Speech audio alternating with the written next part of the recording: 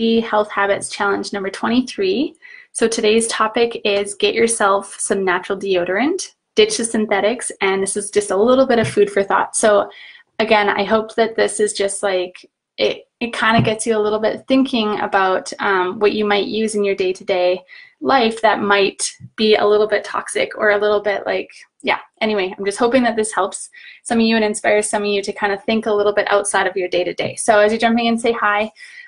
This topic is a massive topic for sure, and I don't want it to be too long. The point of these videos is literally just that, to kind of just, you know, get you guys a little bit thinking and kind of show you a glimpse of into my life and my natural kind of way of doing things. Okay, so first let's talk about sweating and why it's beneficial. So according to Google, armpit detoxification can help the body rid itself of toxins that have built up on the skin. It may also help to reduce the capacity of sweat glands and the amount of odor they produce. And some research indicates armpit detox can boost the immune system and decrease cancer risk. Okay, so first of all, what's the difference between antiperspirant and deodorant? Deodorants are not the same as antiperspirants, okay? Deodorants can prevent body odor by killing bacteria, but they cannot prevent sweating. Okay, natural deodorants containing essential oils may also inhibit bacteria growth and control odor, but they cannot prevent perspiration itself. Antiperspirants, on the other hand, may contain ingredients to control odor and kill bacteria, but they also contain an aluminum salt ingredient that acts to prevent sweating. Okay, so if you're just jumping in now, day number 23, we're talking about natural deodorant and how we can ditch the synthetics, and that in my opinion, hard no to like antiperspirants and store-bought deodorants. Okay. Okay, so antiperspirant literally means prevent sweating. Okay, this alone, in my research, in my opinion, no bueno, right? Not a good idea. You want to sweat. Sweating is a good thing. Deodorants, not all deodorants are natural. We all know that. And often, if not all the time, when you buy a deodorant in the shop, it's got fragrance in there, right? And if you've been following along on the health challenge, you know that fragrance is, again, a hard no.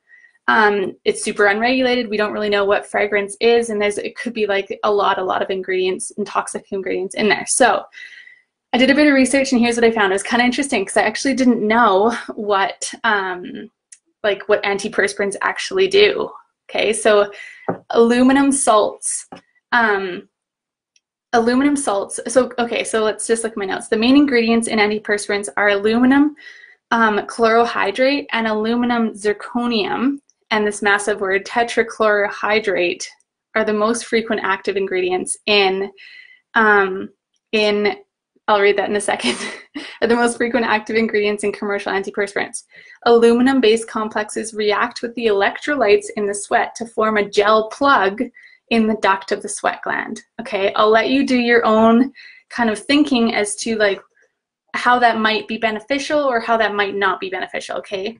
And yeast, no more toxins going straight into our lymph nodes, leads to breast cancer and bad things.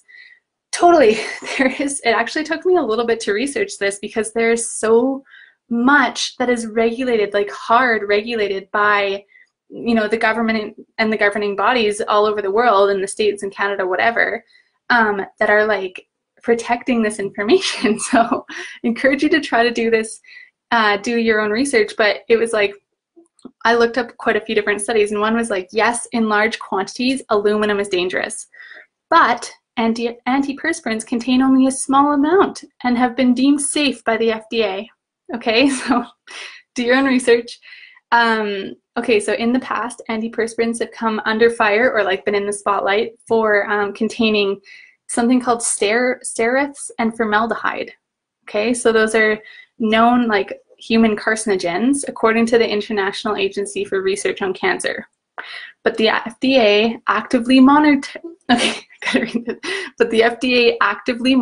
their use, and the Cosmetic Ingredient Review deems low on concentration, okay, of these like things. So low on the carcinogens, low on the formaldehyde in your deodorant, low on the aluminum is dangerous scale, okay? So these things are like big like factors that we need to use our common sense, okay? Antiperspirant could lead to dementia if your kidney function is below 30%.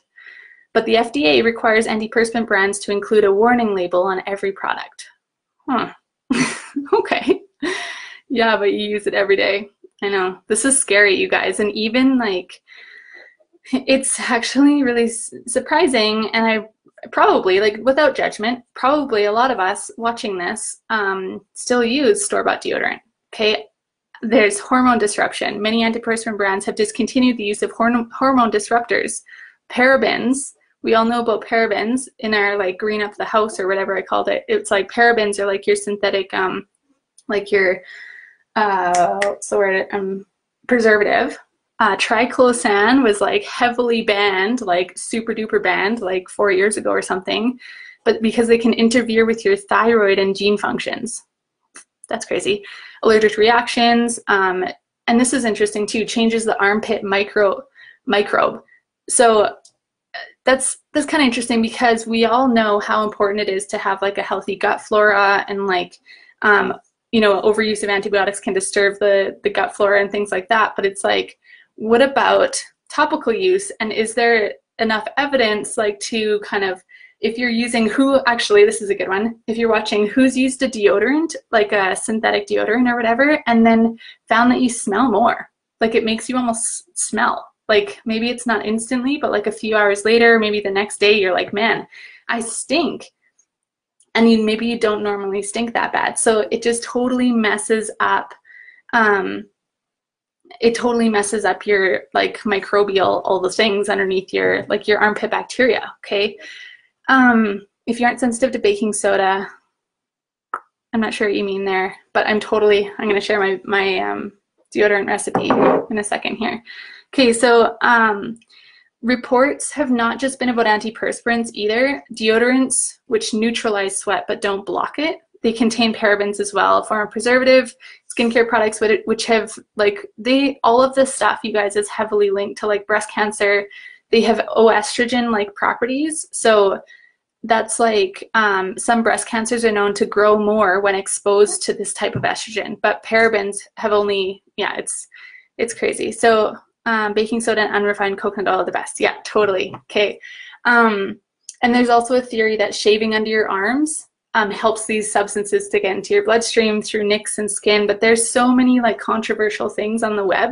I feel like what we need to do is just use our common sense, okay? So use your common sense. Like sweating is a good thing. It's a way for our body to kind of like release, whether it detoxes, whether it like releases toxins. Some studies were like, you don't release toxins because that's from the liver and the kidneys and all this stuff. But like in reality, sweating is a good thing, right? We don't want to block that with our antiperspirant and like our like, what did it say? It was creating like these little plugs. And then deodorants are full of fragrance. So just those two things alone, we kind of have our answer, right? So I'll show you what I use. This is what I've used for quite a while. I don't actually, like, this isn't my favorite one, but it is an awesome option. So it's a literally like DIY your own deodorant. Anyone that wants to learn about this or learn how to make your own, just comment below. And like, if there's enough, like I'll definitely show you how to do this or post a recipe about it. It's, I used baking soda and arrowroot powder and coconut oil. Okay, and then you use your essential oils. You can, you know, scent it with whatever you want, even oils that are beneficial to your lymphatic system and like your overall well-being and your health and wellness, which is awesome. It smells so good. That's awesome, but it's not my favorite. So my favorite's actually, may look really weird for some of you guys, but this is actually like a salt, like a chunk of salt. Okay, so I don't know why this works. Maybe it has something to do with like the, you know, how the antiperspirants have like that aluminum and reacts with something. I'm just going back. So maybe like, you know, maybe some of you watching as well, I'm like, I definitely don't claim to know everything at all.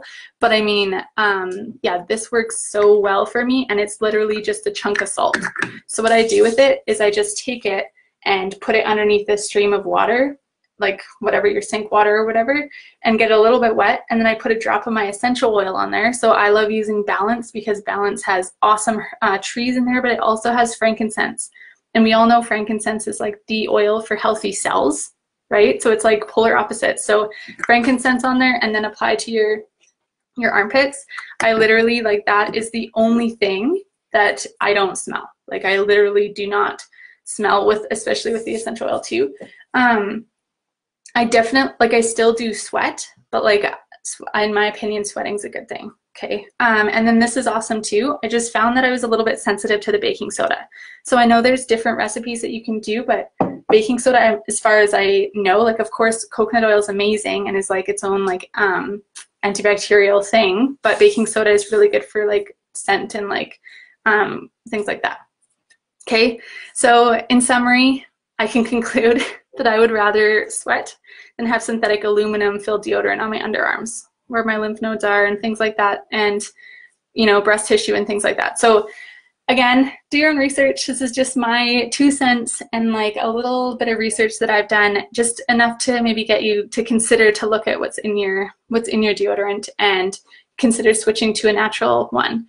I definitely, there's a lot of natural deodorants out there that in my opinion don't work or like are kind of shit, but yeah, maybe shop around or get yourself one of these. And you can get these at like most health food shops. They'll have like a salt. It's like a piece of salt that you just get wet. So it's cool. So anyway, thank you guys. I'm going to go and I'll see you tomorrow at some point for number 24. Have a good night, you guys. Any questions, post them below. And if you want to share or tag or whatever, go ahead. It's awesome. Bye.